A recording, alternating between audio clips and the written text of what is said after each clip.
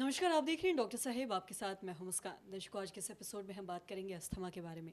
हम कई बार ऐसा देखते हैं कि जो भी अस्थमा के मरीज़ होते हैं वो ठंड में काफ़ी ज़्यादा परेशान हो जाते हैं, क्योंकि अक्सर हम देखते हैं कि ठंड में लोग हैं जो कोल्ड से या फिर फ्लू से काफ़ी ज़्यादा परेशान रहते हैं, जिस वजह से उन्हें सांस लेने में भी काफ़ी ज़्यादा दिक्कत आती है। आज हम इसी पे खास बातचीत करेंगे और इसी पे खास बातचीत करने के लिए आज हमारे साथ मौजूद है डॉक्टर दीपेंद्र।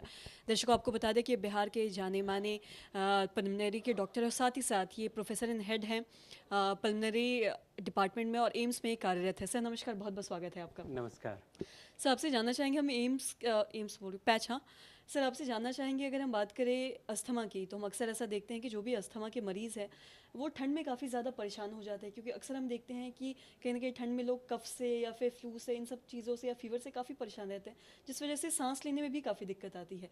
मैं आपसे जानना चाहूँगी, इन लोगों को किन खास बातों का ख्याल रखना चाहिए अस्थमा के मरीज़ को? देखिए, अस्थमा में मेनली 4 लक्षण होते हैं अस्थमा के मरीज को। तो एक तो सबसे इम्पोर्टेंट जो है कि उनको साँस फूलने की बीमारी होती है, खाँसी होता है, स्पेशली खाँसी जो रात में या सुबह उठने के बाद होती है। और बहुत सारे मरीज़ साथ में बताते हैं कि हमको छाती में जकड़न है या छाती में दर्द है और गले से सीटी जैसी आवाज़। तो ये मेन जो 4 लक्षण हैं वो अस्थमा के हैं। स्पेशली अस्थमा की बीमारी जो है इसमें होता है कि सांस की नली थोड़ा हाइपर रिएक्टिव हो जाती है, मतलब सेंसिटिव हो जाती है। तो कुछ भी ट्रिगर इनको अगर एक्सपोजर होता है तो ये सारे सिम्टम और वर्सन होने लगते हैं या आने लगते हैं। तो ट्रिगर में एक ट्रिगर होता है, जैसे कि ये टेम्परेचर चेंज या कोल्ड वाले सीजन में ये ट्रिगर का काम करता है और सांस की नली में सिकुड़न आती है और फिर ये सारे सिम्टम आते हैं और चाहे सिम्टम बढ़ जाते हैं। साथ साथ इसमें डस्ट है या और एलर्जेंस हैं, पोलेंस हैं, उनके एक्सपोजर के बाद भी ये सारे सिम्टम आने लगते हैं। तो इसलिए ये ट्रिगर जो है ये एक तरह से अस्थमा के लिए ट्रिगर है, कोल्ड सीजन। तो उस तरह से मरीजों को सिम्टम ज़्यादा रहते हैं और उनकी डोज भी एक तरह से दवा की ज़्यादा लेने की पड़ती है। जी। और साथ ही कई बार हम ये भी देखते हैं कि कई बार लोग सांस लेने में लोगों को इतनी ज़्यादा दिक्कत आ जाती है कि उन्हें बाहर जाके या हॉस्पिटल में जाके ऑक्सीजन भी लेना पड़ जाता है। कई बार अक्सर हम ऐसा देखते हैं कि जो भी अस्थमा के मरीज़ है बाहर धूल धक्कर की वजह से वो परेशान रहते हैं। तो अगर किसी को ऐसा हो रहा है बार बार, तो उन्हें किन चीज़ों का ध्यान रखना है? सबसे इम्पॉर्टेंट है कि अगर आपको अस्थमा की बीमारी डायग्नोज है तो जो डॉक्टर ने दवा लिखा है, स्पेशली इसकी जो मेन दवा होती है वो इन्हेलर्स होती है, जिसमें कुछ सांस की नली को डायलेट करने के लिए होती है, ब्रोंको डायलेटर और कॉर्टिकोस्टेरॉइड।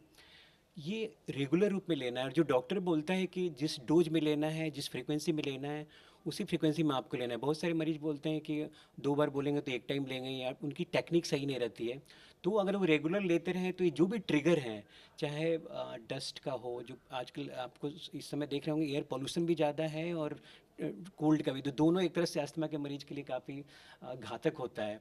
तो उनको अटैक आने की संभावना ज़्यादा रहता है। तो ऐसे मरीजों को आपको दवा एक तरह से रेगुलर रूप में लेना है और ये जो ट्रिगर है इनसे से बचने की कोशिश करना है। बहुत ज़्यादा डस्टी या दिन में ज़्यादा मूव नहीं करना है, दवा को रेगुलर रूप में रहना है। सुबह ऐसा नहीं कि आप सुबह एकदम ठंड में उठ के और वॉक करने लगे, तो ऐसे भी हो सकता है कि आपको ये ठंड का ज़्यादा इसको पड़े और सुबह सुबह आप अगर आउटडोर वॉकिंग कर रहे हैं तो एयर पोल्यूशन का भी ज़्यादा रहता है। तो ये सब वर्सन कर सकता है और सीवियर एक्सरवेशन के बाद पेशेंट हॉस्पिटलाइज हो सकता है। बहुत सारे मरीज आईसीयू में भी जाने की ज़रूरत पड़ती है।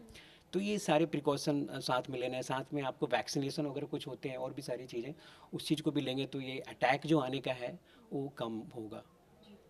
सर बहुत बहुत शुक्रिया तमाम जानकारी देने के लिए। तो आशा करते हैं दर्शकों कि आप भी ये समझ पाए होंगे कि अगर आप भी अस्थमा के मरीज़ हैं और अगर ठंड में आपको ज़्यादा दिक्कत आती है सांस लेने में, तो आपको किन खास बातों का ध्यान रखना है और साथ ही साथ क्या कुछ प्रिकॉशन लेने की ज़रूरत है। जैसा कि डॉक्टर साहब ने तमाम चीज़ें बताई हैं, बहुत ज़रूरी है, तो आप भी ये प्रिकॉशन ज़रूर लें। तो आशा करते हैं दर्शकों की जो तमाम जानकारी है आपके लिए लाभदायक रही हो। तो आज की इस वीडियो में इतना ही। अगर आपने अब तक हमारे चैनल को सब्सक्राइब नहीं किया तो तुरंत कर ले, साथ ही हमारे फेसबुक पेज को लाइक करें। वीडियो देखने के लिए आपका धन्यवाद।